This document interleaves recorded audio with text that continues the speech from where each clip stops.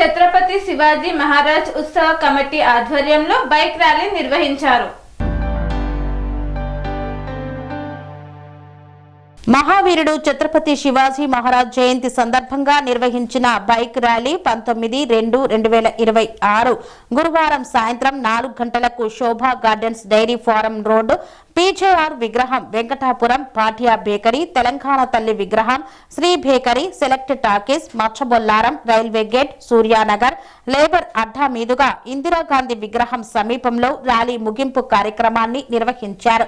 ఈ ర్యాలీలో ఛత్రపతి శివాజీ గుర్తులతో జెండాలను చేత పట్టుకొని వాహనాల మీద ఛత్రపతి శివాజీ మహారాజ్ కి జై, జై శ్రీరామ్ అంటూ నినాదాలతో వీధి వీధిన వాడవాడల ఊరేగింపుగా సాగింది.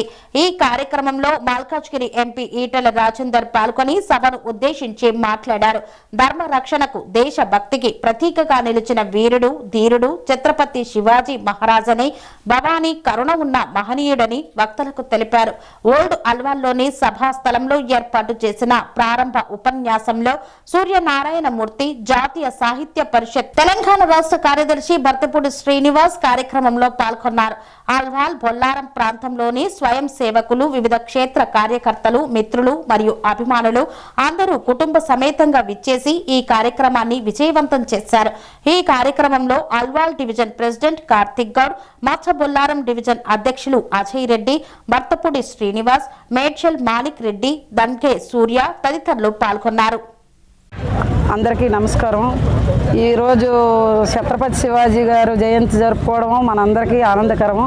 మనము శోభా గార్డెన్ నుంచి మచ్చిబొల్లారము, అల్వాలు, వెంకటాపురము 3 డివిజన్లో బైక్ ర్యాలీతోని ప్రయాణం చేసి లాస్ట్కి ఓల్డ్ అల్వాలు చౌరస్తాకి చేరుకున్నాము. ఈరోజు ఛత్రపతి శివాజీ గారికి తలుసుకొని ఇంత పెద్ద ప్రోగ్రాం చేయడం మనందరికీ చాలా సంతోషం. ఈరోజు ఏంటంటే ఆయన ఒక బాటలో ఉన్న పిల్లలు నడవాలని మన అందరి పిల్లలకి నేర్పించాలా. ఇవన్నీ ఛత్రపతి శివాజీ గారు అంటే ఒక మనిషిగా పుట్టారేమో, ఒక దేవుడిగా మనం భావించాలా. వీళ్ళందరూ ఇప్పుడు పిల్లలందరూ ఆయన బాట పట్టాలంటే మన తల్లిదండ్రులుగా మన బాధ్యత. నేర్పించి ఛత్రపతి శివాజీ గారు ఏమేమి చేసినారు, హిందువులకు ఎలా కాపాడినారు, ఈ గోమాతల్ని వీళ్ళందరినీ రక్షించి ఈవేళ ఇలా ఉన్నామంటే ఆయన చేసిన సహకారం ఎంతో ఉంది. మన హిందువులందరూ ఒక్కటి కావాలా, ఒకతాటి మీదకి వచ్చి ప్రతి ఒక్కరికి అలా ఆ రోజుల్లోనే మనకి కాపాడిన దేవుళ్ళు అనుకోండి, వాళ్ళని మనము తరించుకొని ఈరోజు మనం ఎంత పెద్ద ప్రోగ్రాం చేసి ఆయన బాటలో నడవాలని మనం అందరం కోరుకుంటూ సెలవు తీసుకుంటున్నాను. నమస్కారం. భారత్ మాతాకి జై. ఈరోజు అల్వాల్ సర్కిల్లో మొత్తం వెంకటాపురం నుంచి మొదలుకొని అల్వాల్ సర్కిల్, అదేవిధంగా మచ్చబొల్లారం మొత్తం కూడా ఈనాడు ఛత్రపతి శివాజీ మహారాజ్ యొక్క జయంతి ఉత్సవాన్ని అంగరంగ వైభవంగా బైక్ ర్యాలీతోటి యువకులు అత్యంత ఉత్సాహంతో పాల్గొని దీన్ని ముందుకు తీసుకెళ్లడం జరిగింది. అయితే ఇలాంటి ఉత్సవాలు ప్రతి సంవత్సరము ఇదే విధంగా ఇంకా అత్యంత ఉత్సాహంతో యువకులు పాల్గొనే విధంగా జరగాలని చెప్పి ఈ శివాజీ మహారాజ్ యొక్క కమిటీని మేమందరం కూడా కోరుకుంటున్నాం. అయితే ఇలాంటి ఛత్రపతి శివాజీ మహారాజ్ గురించి చెప్పాలంటే ప్రతి ఒక్కరికి తెలుసు, హిందూ హృదయ సామ్రాట్ అని చెప్పుకుంటాం. ఆనాడు మొఘలులన్నీ ఏ విధంగా అయితే ఊచకోత కోసాడో, వాళ్ళకి ఏ విధంగా అయితే మొఘలులు మన దేశాన్ని ప్రతి ద్రవిడియన్ ఏరియాలో ఏ విధంగా అయితే ఆక్రమించుకుంటూ, అదేవిధంగా ఆలయాలను ధ్వంసం చేసుకుంటూ ఏ విధంగా అయితే అరాచకాలను సృష్టించారో అటువంటి అరాచకాలని అడ్డుకట్ట వేస్తూ ఛత్రపతి శివాజీ మహారాజ్ హిందువుల కోసము ఒక ప్రత్యేకమైనటువంటి రాష్ట్రం కావాలి, హిందువుల కోసము ఒక రకమైనటువంటి రక్షణ కవచాన్ని ఏర్పరిచినటువంటి ఛత్రపతి శివాజీ మహారాజ్కి ఈనాడు ఈ విధంగా ఘనంగా ఉత్సవాలు చేసుకోవడం అనేది అత్యంత శోభదాయకం అని చెప్పుకోవాలి. ప్రతి సంవత్సరం కూడా ఇలాగే జరగాలని అని మేమందరం కూడా కోరుకుంటున్నాము. ఛత్రపతి శివాజీ మహారాజ్ మన శ్రీశైలంలో చూసుకుంటే అక్కడ బ్రహ్మరాంబాదేవి యొక్క కరుణా కటాక్ష వీక్షణాల ద్వారా ఒక ఖడ్గాన్ని ప్రసాదించడము, అదే ఖడ్గాన్ని మొఘలుల చక్రవర్తుల మీద ఉపయోగించి వాళ్ళని ఊచకోత కోసి ఈ దేశంలో మీరు ఉండాల్సిన అవసరం లేదు, ఈ దేశానికి మీ అవసరం లేదు, ఇక్కడ హిందూ రాష్ట్రం ఉన్నది, ఇక్కడ హిందువులు కావాలి అని చెప్పేసి హిందువులను కాపాడినటువంటి ఛత్రపతి శివాజీ మహారాజ్ యొక్క ఉత్సవాలు ప్రతి సంవత్సరం ఇదే విధంగా జరగాలని చెప్పి కోరుకుంటున్నాం. జై భవానీ, వీర శివాజీ.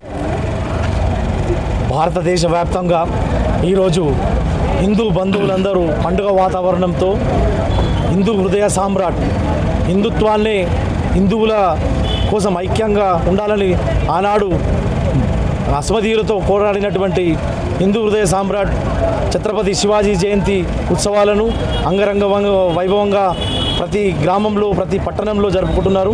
అలాగే నేడు అల్వాల్ సర్కిల్ తరపున మొట్టమొదటిసారి శోభాయాత్ర నిర్వహించడం జరిగింది.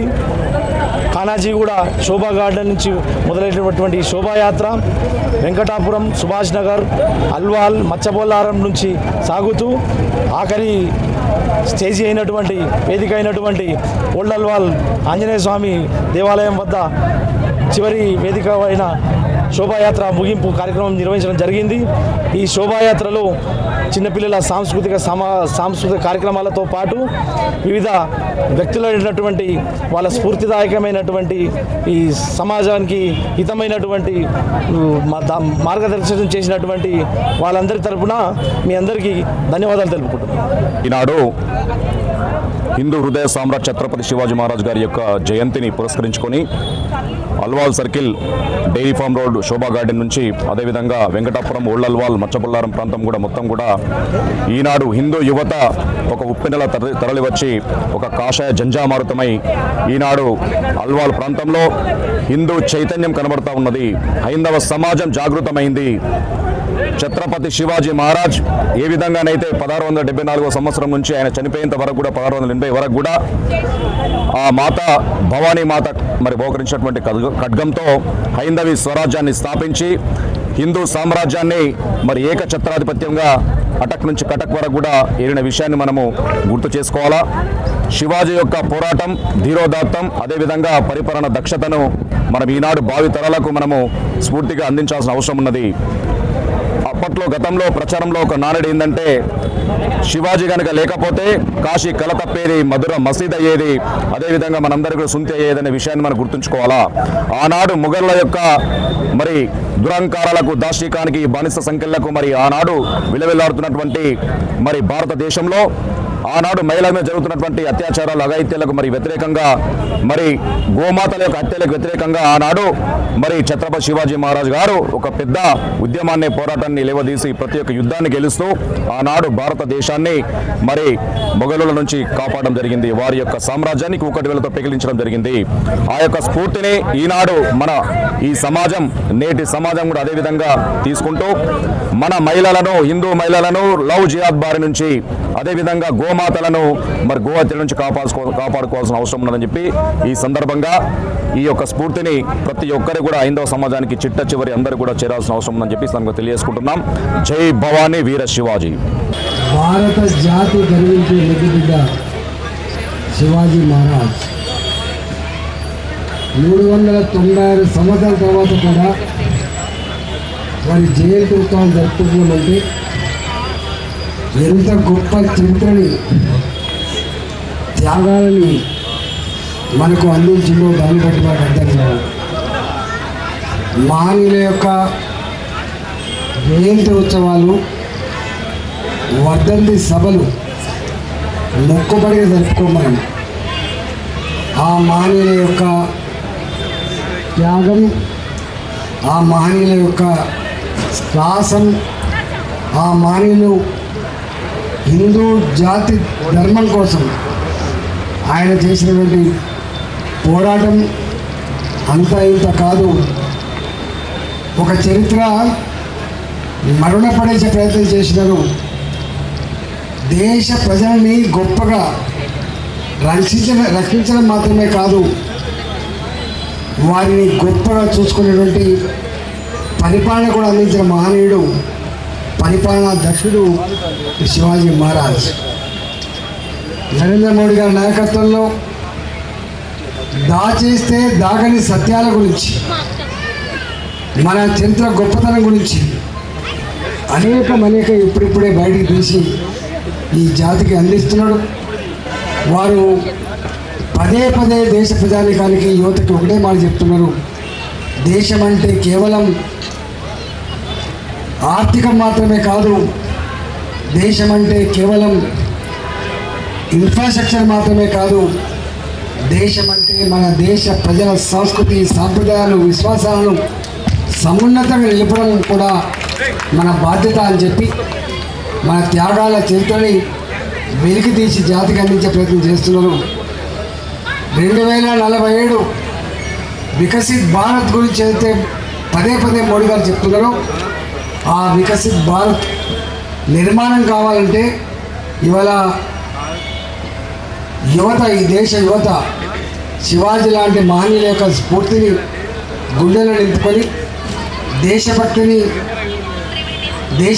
గుండెలు నింపుకొని ఈ దేశాన్ని ముందుకు నడపడంలో మీరంతా కూడా ఐక్యంగా ఉండాలని చెప్పి మనస్ఫూర్తిగా కోరుకుంటూ, ఇవాళ అల్వాల్ శివాజీ ఉత్సవ కమిటీ మీరు తీసిన ర్యాలీ, ఇవాళ నిర్వహిస్తున్న ఈ సభ మరింత స్ఫూర్తిని ఇవ్వాలని చెప్పి మనస్ఫూర్తిగా కోరుకుంటూ, మిగతా అన్ని విషయాలు భర్తప్పుడు గారు మాట్లాడుతారు కాబట్టి నేను ఇంకా ప్రగతి నగర్ పోయేది ఉన్నది, అదేవిధంగా కొత్బుల్లాపూర్ పోయేది ఉంది కాబట్టి అర్థం చేసుకుంటానని చెప్పి మనం చేసి సెలవు తీసుకున్నా. భారత్ మాతాకి, భారత్ మాతాకి. శ్రీశైలానికి వచ్చి శ్రీశైలం అడవుల్లో అద్భుతమైనటువంటి కఠినమైనటువంటి తపస్సు చేసి భవానీ మాతను ప్రత్యక్షం చేసుకున్నాడు. అతని యొక్క భక్తికి మెచ్చుకొని అమ్మవారు ప్రత్యక్షమయ్యి అద్భుతమైనటువంటి చంద్రహాస ఖడ్గాన్ని ఇచ్చింది. అప్పుడు దీక్ష పూనాడు. శ్రీశైలం మల్లన్న సాక్షిగా ఈ దేశాన్ని, ఈ ధర్మాన్ని, హైందవాన్ని నేను పరిరక్షిస్తాను, ఆ పరిరక్షణ కోసం ఈ ఖడ్గాన్ని నేను ఉపయోగిస్తానని చెప్పేసి శివాజీ ప్రతిజ్ఞ చేశాడు. ఔరంగజేబు ఢిల్లీ నగరం నుండి పరిపాలించినటువంటి రోజుల్లో ఈ దక్షిణాపథంలోకి, దక్షిణ భారతదేశంలోకి సుల్తాన్ల యొక్క పరిపాలన రాకుండా నిలువరించినటువంటి అద్భుతమైనటువంటి ఒక హైందవ మేరు పర్వతంలా నిలబడినటువంటి వాడు ఛత్రపతి శివాజీ. ఇక శివాజీని తీర్చిదిద్దినటువంటి జిజియాబాయి ఒక శక్తి అయితే, శివాజీ మహారాజుని తీర్చిదిద్దినటువంటి అద్భుతమైనటువంటి గురువు గారు ఎవరు అంటే సమర్థ రామదాస్. సమర్థ రామదాస్ చేసినటువంటి పని ఏంటంటే మిత్రబోధ, శత్రుబోధ రెండు చేశాడు. నువ్వు ఇంతమంది దళాలను కలుపుకొని వస్తున్నావు కదా, వీళ్ళందరూ మిత్రులే కదా, వీళ్ళందరూ నీతో పాటు ఎంత దూరం ప్రయాణం చేస్తారు? నువ్వు చెప్తున్నటువంటి ఈ అద్భుతమైనటువంటి దేశభక్తి, ధర్మభక్తి, ధర్మ రక్షణ యజ్ఞంలో నీతో పాటు నడిచేటువంటి వీరులు ఎవరో, నిజమైన మిత్రులు ఎవరో తెలుసుకో అన్నాడు. అటువంటి మిత్రుల్ని గీటురాయి మీద, బంగారాన్ని ఎలాగైతే గీటురాయి మీద గీసి చూస్తారో అలాగ ప్రతి మిత్రుడిని కూడా గీసి చూసి మిత్రుల్ని సెలెక్ట్ చేసుకున్నాడు. ఇక్కడ సందర్భం వచ్చింది కాబట్టి వెళ్ళిన వాళ్ళు వెళ్ళినా, ఉన్నవాళ్ళు గట్టివాళ్ళు ఇక్కడే ఉన్నారు కాబట్టి మీకోసం మాట చెప్తా. మనం కూడా సమాజంలో సరైనటువంటి మిత్రుడిని ఎంచుకోవాలి. భుజం మీద చేసాడు కదా, ఛాయ్ తాగించాడు కదా అని మిత్రుడు అనుకోకండి.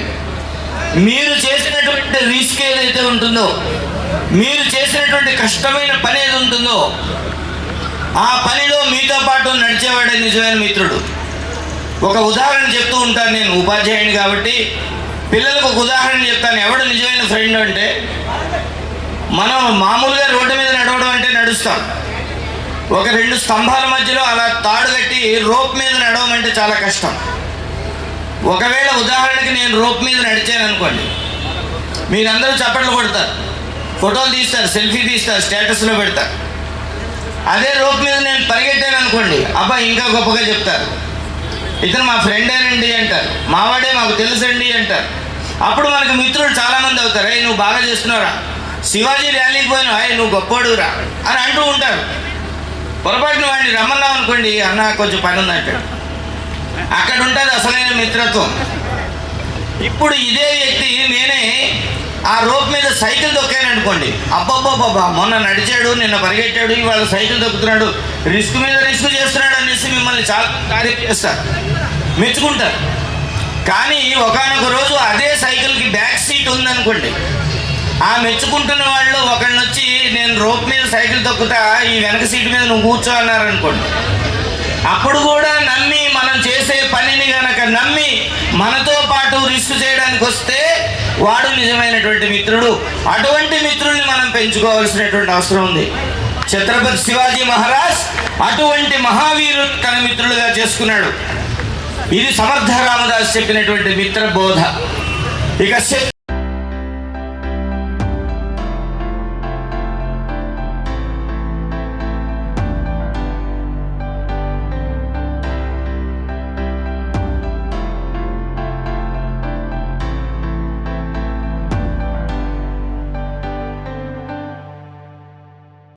స్వామి బోధానంద గోసేవ ఆశ్రమం సైథాపూర్. జ్యోతిష్యం, వాస్తుశాస్త్రం మన పూర్వీకులు మనకిచ్చిన వరం.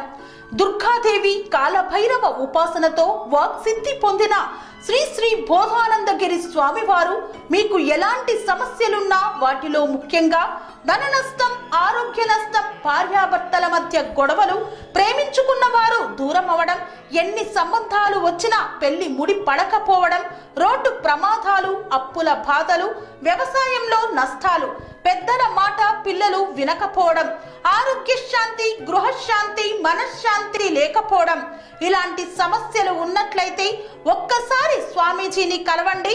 మీ సమస్యలకు తగిన పరిష్కారాన్ని పొందండి. అంతేకాక అన్ని రకాల వ్యాధులకు గోపంచకవ్య మరియు మూలికా వైద్యం చేయబడును. నమ్మకంతో రండి, ఆయురారోగ్యాలతో వర్ధిల్లండి. మా అడ్రస్ స్వామి బోధానంద గోసేవ ఆశ్రమం, సైథాపూర్, వీరభద్రస్వామి గుడి దగ్గర, యాదగిరిగుట్ట. సంప్రదించవలసిన నెంబర్ 9849213754 మరియు 9618034138.